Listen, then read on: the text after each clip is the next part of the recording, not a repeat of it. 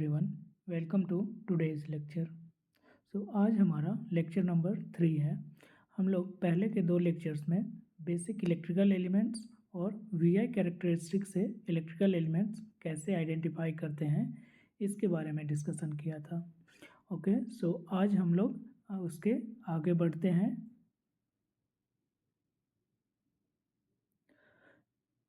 तो आज हम लोग डिस्कस करने वाले हैं टाइप्स ऑफ सोर्सेस। उसके बाद हम लोग देखेंगे independent source and dependent source.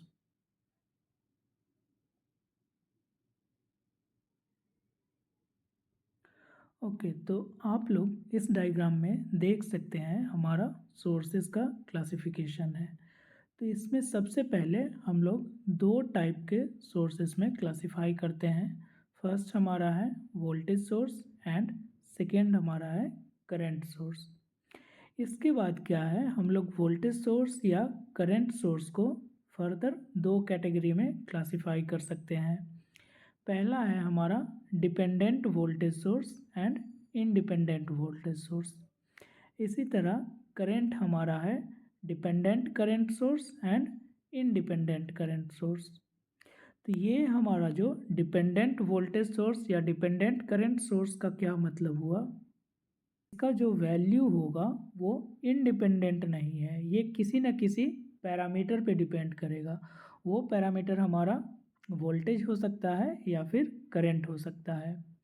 तो इसी रीजन की वजह से इस कारण डिपेंडेंट वोल्टेज सोर्स और डिपेंडेंट करंट सोर्स को हम लोग वोल्टेज डिपेंडेंट करंट सोर्स या वोल्टेज डिपेंडेंट वोल्टेज सोर्स, इसी तरह करंट डिपेंडेंट करंट सोर्स या करंट डिपेंडेंट वोल्टेज सोर्स, इस तरीके से क्लासिफाई कर सकते हैं। इसके बाद हमारा इंडिपेंडेंट वोल्टेज सोर्स या इंडिपेंडेंट करंट सोर्स का क्लासिफिकेशन है एज एन आइडियल सोर्स और प्रैक्टिकल सोर्स। तो इसको हम लोग आगे थोड़ा डिटेल में देखेंगे। तो ये हमारा है वोल्टेज सोर्स के बारे में। यहाँ पे हम लोग क्या देख सकते हैं कि एक वोल्टेज सोर्स को रिप्रेजेंट किया गया है। तो वोल्टेज सोर्स को हम लोग कैसे कैरेक्टराइज करते हैं कि वोल्टेज सोर्स के क्रॉस जो टर्मिनल वोल्टेज आएगा वो हमारा कांस्टेंट रहेगा, इररिस्पेक्टिव उसके थ्रू क्या करंट फ्लो कर रहा है। तो जैसे यहाँ पे फर्स्ट वाले डायग्राम में सिंपल दिखाया गया है voltage source without any source resistance, तो इसको हम लोग बोलेंगे आइडियल वोल्टेज सोर्स।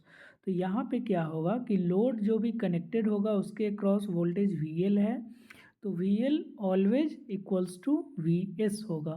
तो इसको हम लोग आइडियल वोल्टेज सोर्स बोलेंगे। और राइट साइड में जो डायग्राम दिखाया गया है वोल्टेज सोर्स के साथ सीरीज में एक रेसिस्टेंस RS कनेक्टेड है। तो RS का यहाँ पे मतलब हुआ कि ये सोर्स रेसिस्टेंस है। तो यहाँ पे क्या होगा कि जब हम लोग कोई लोड कनेक्ट करेंगे वोल्टेज सोर्स के अक्रॉस, तो क्या होगा, कुछ वोल्टेज ड्रॉप हमारा RS के अक्रॉस हो जाएगा। तो इसके कारण हम लोग VL इक्वल्स टू VS नहीं लिख सकते हैं। और यहाँ पे हम लोग क्या देख सकते हैं कि लेफ्ट साइड वाले डायग्राम और राइट साइड वाले डायग्राम में केवल एक डिफरेंस है RS का। तो RS का वैल्यू अगर 0 कर दें तो हमारा practical voltage source ideal voltage source में कन्वर्ट हो जाएगा। तो हम लोग यहाँ पे एक बात ये देख सकते हैं कि आइडियल वोल्टेज सोर्स का इंटरनल रेसिस्टेंस 0 होता है। ये हमारा है VI characteristic ideal voltage source का और प्रैक्टिकल वोल्टेज सोर्स का। तो यहाँ पे क्या है कि हमारा अगर आइडियल वोल्टेज सोर्स है तो वो कांस्टेंट वोल्टेज अप्लाई करेगा लोड के अक्रॉस, लेकिन अगर प्रैक्टिकल वोल्टेज सोर्स है तो ये हमारा आइडियल वोल्टेज सोर्स से थोड़ा सा लेस वोल्टेज सप्लाई करेगा लोड के अक्रॉस।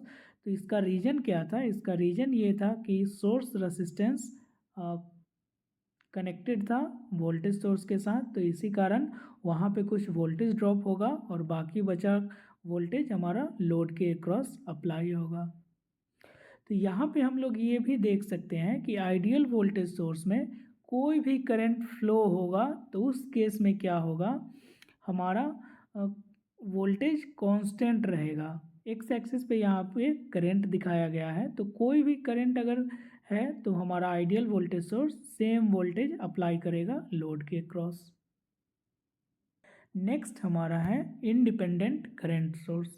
तो यहाँ पे क्या है कि करंट सोर्स के साथ लोड कनेक्ट किया गया है, जो कि आइडियल करंट सोर्स है। हमारा लेफ्ट हैंड साइड में जो डायग्राम है वो रिप्रेजेंट कर रहा है आइडियल करंट सोर्स लोड के साथ कनेक्टेड है।